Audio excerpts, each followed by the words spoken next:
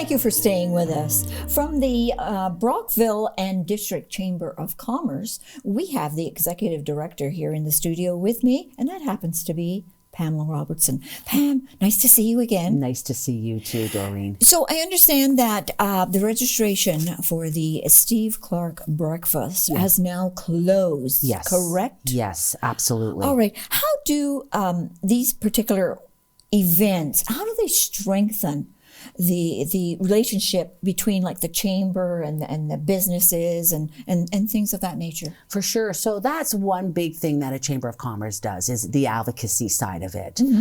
So it brings these individuals to the businesses. So this is what we do, is bring the individual to the businesses. Yes. And they can bring their concerns or listen to what the level of government has to say, what's happening within the riding and what is happening within, the provincial government or the federal government or municipal government.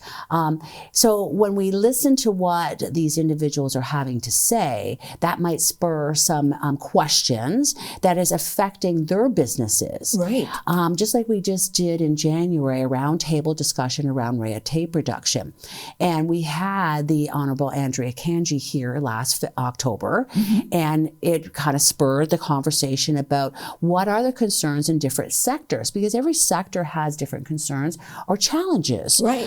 So we did a roundtable, and we had a lot of great discussion and suggestions to bring back to the red tape minister of the challenges the businesses are having within our catchment. And it's probably no different than other businesses in a different part of the province, but there might be some things, like we're a very rural community. Maybe, there's challenges in the rural, and there was that were brought up. Yeah. So this gives us, so this is why we do these. It's not for the Chamber of Commerce. It is for the businesses to be able to have their voice, and then we elevate that voice. But is it also opportunities, if there happens to be grants or whatever that's available to businesses? It's informing them. Absolutely. It's informing. Okay. Absolutely. Yeah. So they will share some of that. We share that as soon as we receive the information of these grants that are coming down from the federal government or the provincial government. We share them out also. Yes. But there might be something that's coming down the pipe that just is newsworthy right on that day. So we might have not had that opportunity to receive that information. And maybe that is when the MP or the MPP is, communicating that information to the businesses. So absolutely, there is so much to having an event like that. It's what they're doing, what there might be coming down the pipe, or grant opportunities, because there is some things coming down and that are existing right now, especially with the climate that we're in. Yes. Yeah, you're right. Are you looking for board members for the chamber? Yes. So every year we, of course, have our annual general meeting. This year, I'm looking, I said 3, but I have 4 board members that are leaving. Okay. One that has already left. They've indicated that in January, which is just fine. But I have one individual that is a young professional, and I have 2 board positions for the Young Professional Network, because there are youngsters that are going to replace us in the future. You got it. But Melissa Hyman is moving up into a regular board position. So I have 2 vacancies for the Young Professional Network.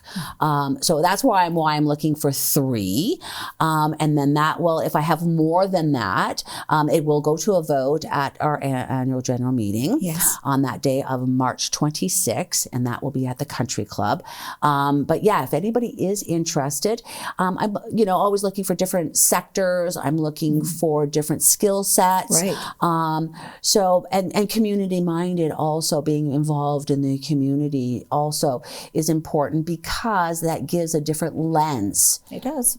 And that's why I'm saying too, with the different sectors, it does give a different lens and then it makes it a more well-rounded board of directors. You're absolutely right. Yes. Yes. Very diversified, which is great. Absolutely. So what is the process? What do they do? So I do have an application form on the website. Oh, perfect. Perfect. So you just download that, or you can contact me and I can submit that right to you by email. It's a PDF, so it's very easy. It's not a big application form. Okay. We don't want it mean onerous to the individual, but we want to know about them. Of course. And then once I receive that, then there's such a process with our bylaws and our annual general meeting. Then I share that with my board of directors, and there's so many days within that, and then the closing of it happens a week before the annual general meeting, and then I bring that to our annual general meeting, and if it's, like I said, over the allotment of board members, then we go to vote. If not, then they're acclaimed.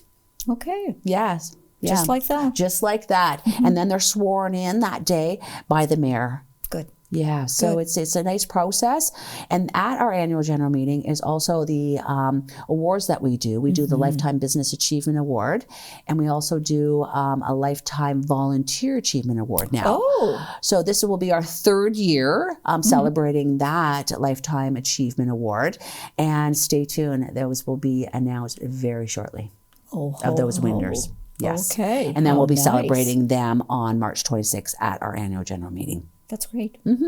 So tell our viewers a little bit about Brockville and the business climate that's here now. Like, are there sectors whereby we probably could accommodate another business in town or something of this nature? Like, we have restaurants and very good restaurants. We have the theater. So is there some other element of a business that would be very welcomed to the Brockville area? I think what we need to look at is our supply chain. Oh, okay. Right? We need to look at what we have existing here and what is needed to help them within the supply chain that they're already, maybe going overseas for. Yes. Or maybe going to another province, or maybe going to the United States for. Okay. And I think the whole country should be looking at this. That's true.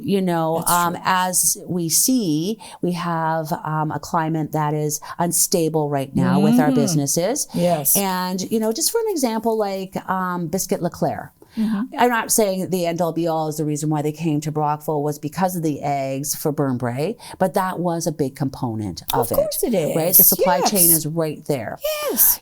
So when we're having dips and valleys of business climate, the supply chain does get affected.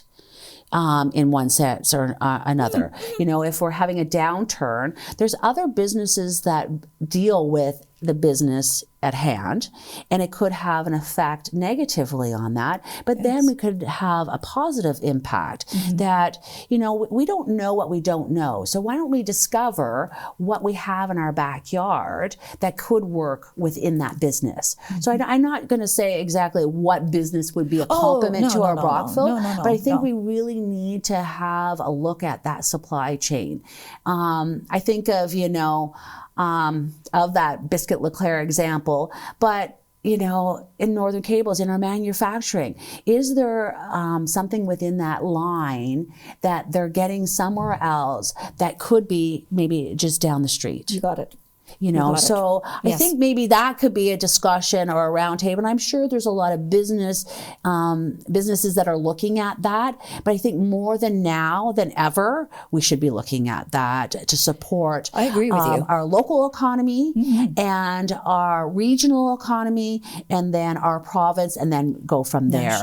We talk about interprovincial barriers, and it's been a hot topic the last year because of the climate across the pond. Right.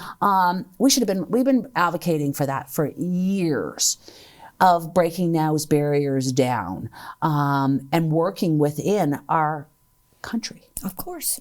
So I think that is really what is on the top priority these days, and so it should be.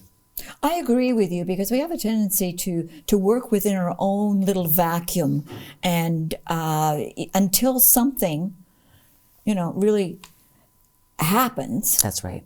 you don't realize. And I totally agree with you. Like your next door neighbor could actually supply you with whatever it is that you may need, but you didn't know. That's right. You didn't know. That's right. So it's communication, awareness, and making sure we drive it home to know what we have, and communicating that is very, very, very important. Communication always has been. Thank you for coming in, sitting down with me. My pleasure. Appreciate it.